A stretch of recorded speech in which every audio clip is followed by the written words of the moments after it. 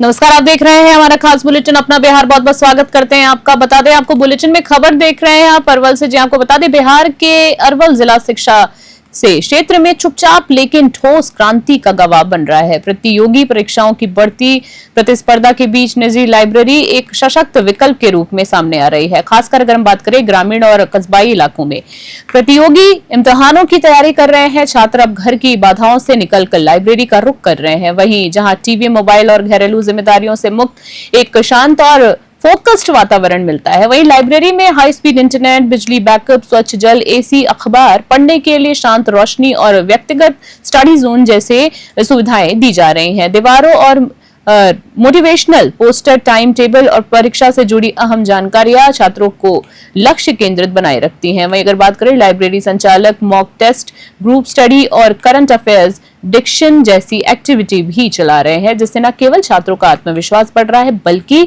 आपसी प्रतिस्पर्धा भी विकसित हो रही है। लाइब्रेरी संचालक शिव कुमार ने बताया है कि छात्रों की जरूरतों को देखते हुए रात में भी लाइब्रेरी खुली रहती है ताकि जो दिन में व्यस्त रहते हैं वे शांति से बाद में पढ़ सके। अरवल से रंजन कुमार की रिपोर्ट।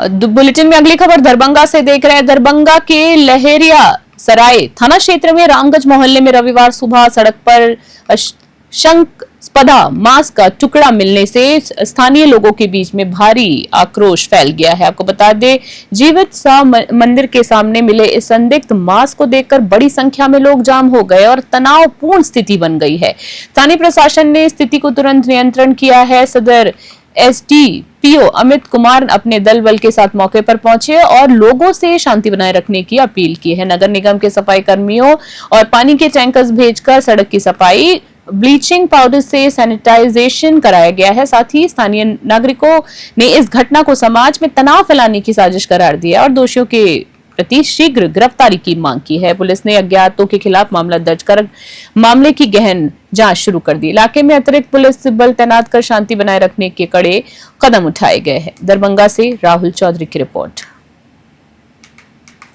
देखिए मामला यह है कि स्थानीय थाने को सूचित किया गया राम जानकी मंदिर के सामने मांस का टुकड़ा पड़ा हुआ है रहमगंज इलाके में। तत्कालीन पुलिस को आई है, सीसीटीवी का अवलोकन किया गया। सीसीटीवी के अवलोकन में स्पष्ट दिख रहा है कि एक बाइक सवार है, जाने के क्रम में बाइक सवार का दोनों हाथ उनके हैंडल पर दिख रहा है। जाने के क्रम में से जिस चीज़ में वो रखा होगा उससे मांस जैसा टुकड़ा गिरा है वो क्या है नहीं है उसको लक्ष्य जाँच के लिए से भेजा जा रहा है। क्या लग रहा है? जाने के क्रम में गिरा है या फेंका गया है? नहीं, बिल्कुल फेंका तो नहीं गया, स्पष्ट है। कई लोगों ने इसे देखा है, सीसीटीवी फुटेज हम लोग खुद देख रहे हैं। कुछ गौ मांस का टुकड़ा जो है इस रोड पे यहाँ पे मंदिर के सामने गिरा पाया गया।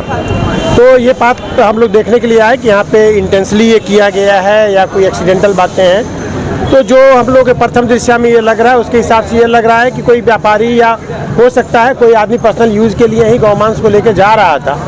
उसकी पार्ट से वो माल की सामान गिरा और सामान गिरने के बाद उसी गाड़ियाँ चढ़ी तो उसके बाद वो दिखाई दिया, छिटा गया, देखने लगा। तो मुझे लग रहा है कि ये एक्सीडेंटल ही पार्ट है, इसको बहुत ज़्यादा तुल देने की ज़रूरत नहीं है। बट हाँ, इतना ज़रूर हम लोग बात बोलेंगे कि इस प्रकार से डायरेक्ट जो आवागमन, क्योंकि मोहल्ले के जस्ट पीछे ही ये बूचर खाना लगातार चल रहा है और उस पार्ट पे हम लोग लगातार मांग कर भी रहे हैं कि जो रोड किनारे जो ये सेल हो रहा है इस पार्ट को हिडन करके, क्योंकि अगर जो प्रक्रियाएँ हैं बेचने की जो भी तरीका है या नियम कानून है उसके तहत बैन तो है नहीं वो चीज़, लेकिन है कि ये सार्वजनिक कॉमन प्लेसेस पे इस पार्ट का बैन ये नहीं होना चाहिए।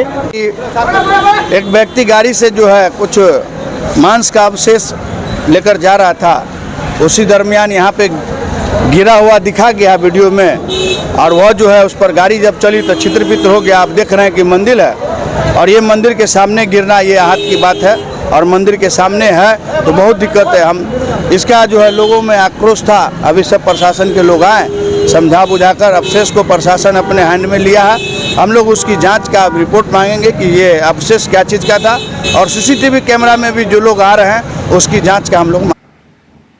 भागलपुर के जवाहरलाल नेहरू मेडिकल कॉलेज के ऑडिटोरियम में सर्जिकल वीक सेलिब्रेशन कार्यक्रम की शुरुआत की गई। कार्यक्रम में पहले दिन का विषय था ब्रेस्ट कैंसर अवेयरनेस। इस कार्यक्रम में मेडिकल क्षेत्र से जुड़े दर्जनों छात्र छात्राओं ने भाग लेकर ब्रेस्ट कैंसर के प्रति जागरूकता बढ़ाने का संदेश दिया है। कार्यक्रम के मुख्य वक्ता और association of surgeon of India के प्रेसिडेंट सिन्हा ने ब्रेस्ट कैंसर से जुड़ी व्यापक जानकारी साझा की। उन्होंने बताया है कि समय पर जांच और उपचार से ये बीमारी पूरी तरह से ठीक हो सकती है। सीएम सिन्हा ने युवाओं को न केवल खुद सतर्क रहने बल्कि समाज में जागरूकता फैलाने की भी जिम्मेदारी निभाने का आह्वान किया है। उन्होंने ब्रेस्ट कैंसर के प्रारंभिक लक्षणों की पहचान जैसे नियमित जांच, सही खानपान और संतुलित जीवन शैली के महत्व पर जोर दिया है। कार्यक्रम के दौरान छात्रों ने सवाल पूछे और विशेषज्ञों ने हर जिज्ञासा का समाधान किया है। भागलपुर से राहिल सिद्दीकी की रिपोर्ट। अच्छा, आज का जो कार्यक्रम है यह सर्जिकल डेज ये लोग मनाने जा रहे हैं। यह 9 तारीख से 15 तारीख तक चलेगा। पहला दिन था जिसमें कि ब्रेस्ट कैंसर से अवेयरनेस प्रोग्राम के बारे में बताया जा रहा है और नर्सिंग, मेनली नर्सिंग लोगों को, नर्सेस को सेंसिटाइज किया जा रहा है कि कैसे अर्ली डिटेक्ट करेंगे ब्रेस्ट कैंसर को, और ब्रेस्ट कैंसर को अगर अर्ली डिटेक्ट करते हैं तो करीब करीब यह 100% ट्रीटेबल हो जाता है, पूरा का पूरा आप क्योर कर सकते हैं। इसलिए अर्ली डिटेक्शन जो है ब्रेस्ट कैंसर का बहुत ही एसेंशियल है। अर्ली डिटेक्शन के लिए अभी हमने सभागार में बहुत सारी बातें बताई। आपको बता दें, खबर आ रही जहां नगर विकास विभाग की 45 करोड़ की योजनाओं का शिलान्यास करते हुए मंत्री जीवेश मिश्रा ने विपक्षी नेता तेजस्वी यादव पर तीखा हमला बोला। उन्होंने कहा कि तेजस्वी पहले अपने परिवार की समस्याओं को सुलझाएं, फिर बिहार की चिंता करें। मंत्री ने दावा किया है कि बिहार की जनता इस बार भी एनडीए को पूर्ण बहुमत से सरकार बनाने का मन बना चुकी है। साथ ही तेज प्रताप यादव को भी अपने हक की लड़ाई लड़ने की अपील की है। इस मौके पर मंत्री ने पटना में जल्द ही मेट्रो रेल स्टेशन शुरू होने और पूरे बिहार की क्षतिग्रस्त सड़कों की मरम्मत का भी वादा किया है। साथ ही समस्तीपुर के आरजेडी विधायक अख्तरुल इस्लाम शाहीन ने मंत्री के दावों को निराधार बताया है। उन्होंने कहा है कि सरकार केवल कागजी काम कर रही है और तेजस्वी यादव की लोकप्रियता से भाजपा परेशान है। शाहीन ने कहा है कि नीतीश कुमार सरकार अब पूरी तरह से विफल हो चुकी है और जनता जल्द इसका नतीजा देखेगी। समस्तीपुर से रमेश तंकर की रिपोर्ट। नहीं चाहिए सरकार आज तक समस्तीपुर जिला में कोई वृद्धा आश्रम नहीं बना सकी सरकार।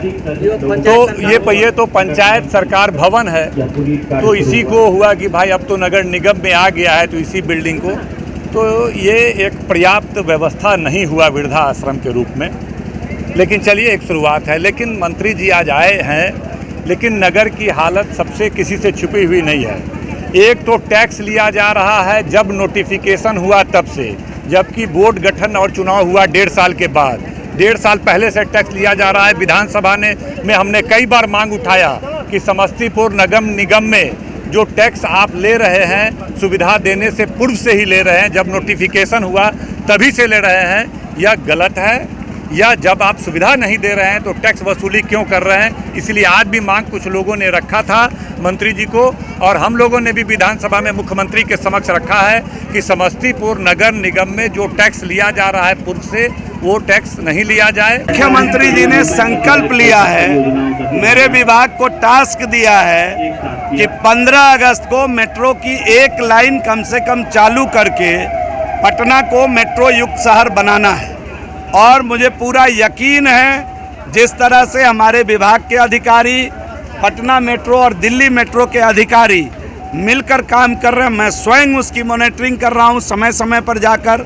मुझे पूरा विश्वास है कि 15 अगस्त के दिन पटना के अंदर आईएसबीटी से लेके खेमनी तक 6.2 किलोमीटर का मेट्रो रूट हम लोग चालू करने में सफल हो जाएंगे।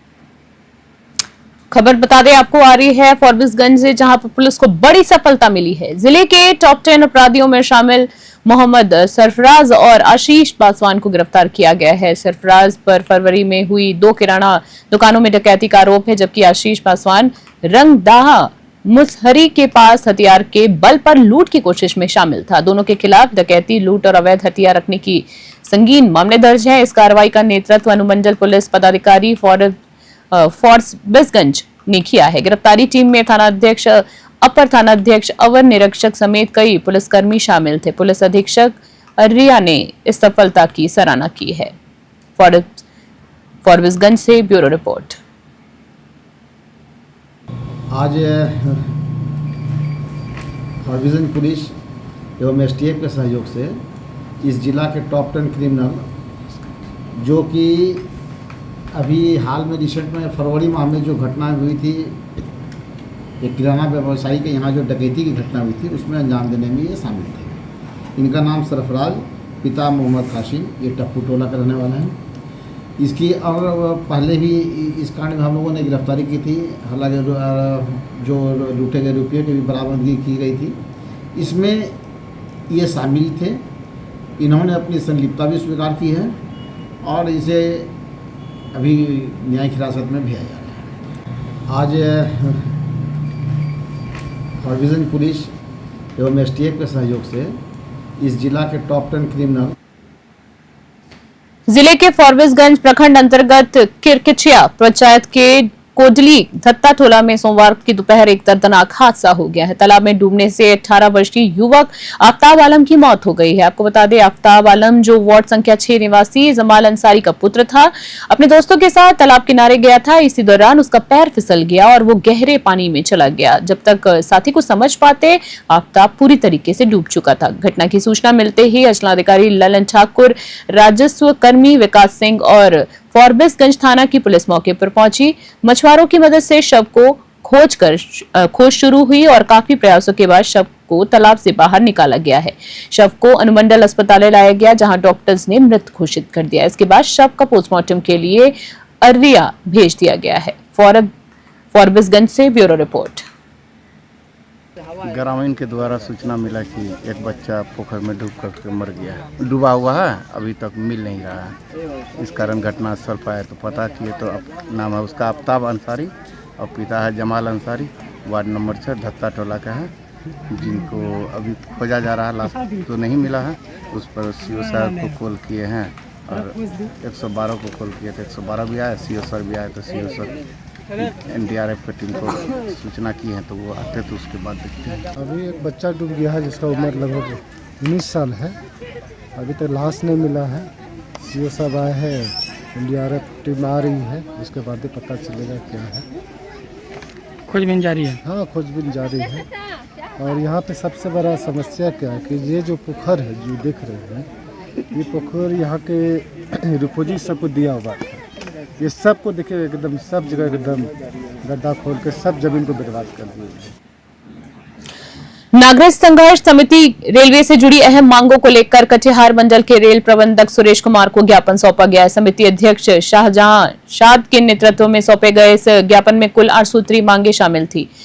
समिति के जोगबनी कोलकाता एक्सप्रेस को नियमित करने, इसे LHB कोच में बदलने और शाम 5 बजे जोगबनी से संचालित करने की मांग की है। इसके साथ ही अमृतसर स्पेशल और उदयपुर स्पेशल ट्रेनों को नियमित रूप से द्विसप्ताह करने, डेमो की जगह मेमो ट्रेन चलाने और कटिहार से सुबह 8 बजे जोगबनी के लिए नई ट्रेन शुरू करने की बात कही गई है। फॉरबिसगंज स्टेशन को अमृत भारत स्टेशन योजना में शामिल करने की और सौंदर्यीकरण और सुविधाओं के विस्तार की आवश्यकता भी जताई गई है। समिति ने जोगबनी रक्सोल ट्रेन का विस्तार दिल्ली तक करने, फॉरबिसगंज सहरसा एक्सप्रेस को पटना तक बढ़ाने और फॉरबिसगंज से मुंबई, बैंगलोर और बनारस के लिए पशुपतिनाथ विश्वनाथ एक्सप्रेस शुरू करने की मांग की है। साथ ही फॉरबिसगंज से ब्यूरो रिपोर्ट।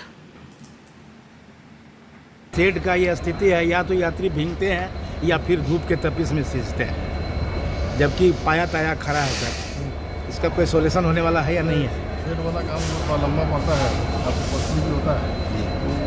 तो बहुत सारे काम सैंक्शन इस साल हो रहे हैं, उसमें जो भी डिमांड होगा सबको पूरा किया जाएगा। सर, पिट लाइन पर बहुत भ्रामक खबर आ रही है। पिट लाइन में बोला जाता है कि 700 मीटर का ये है, लेकिन उतना तो टेंडर ही नहीं हुआ है। फुल लेंथ का बनने का है। जो पहले काम सैंक्शन हुआ था वो छोटे लेंथ में हुआ था, उसमें जो और भी एक्स्ट्रा काम करवाना है, इस साल सब प्रपोजल डाला हुआ है, सारा चीज़ सैंक्शन होने के लाइन में लगा हुआ है।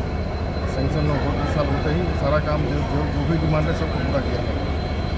कई सर ट्रेनें हैं जिसको समय सारणी के लेके या उसको नियमित चलाने के, जैसे चितपुर वगैरह है, ये तो सर इससे तो प्रॉब्लम क्रिएट हो रहा है। सर लोग के थ्रू अगर मामला जाता है, प्रॉब्लम जो है ट्रेन यहाँ से चल रही है लेकिन मेंटेन या हावड़ा में या सियालदा में कुछ प्रॉब्लम रहता है, जिसके कारण वो एडजस्टमेंट नहीं हो पा रहा है।